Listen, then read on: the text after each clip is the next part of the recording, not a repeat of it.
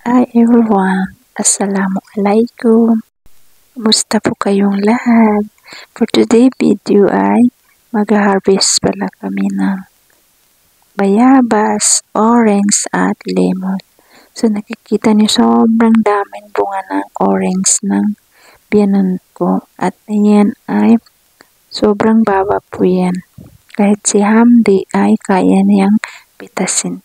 So medyo hinog na siya at ayan, nahuhulog na siya kasi sobrang hinog na.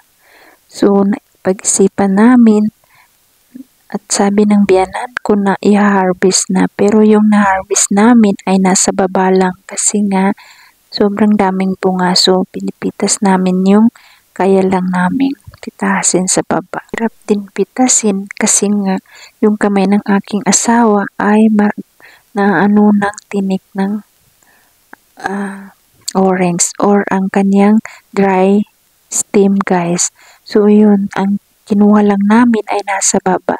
So yun nga, at nahuhulog yan, nababasag talaga. Marami kaming nakuha guys at alhamdulillah hindi na kami bumibili at itong lemon naman sobrang dami rin na ibigay ng aking biyanan sa mga kapatid niya. Tuwing pumupunta siya doon, kilo-kilo yung binibigay niya na lemon at orange at bayabas. So ito naman, pipitas din kami kasi gagawin namin siyang tang guys.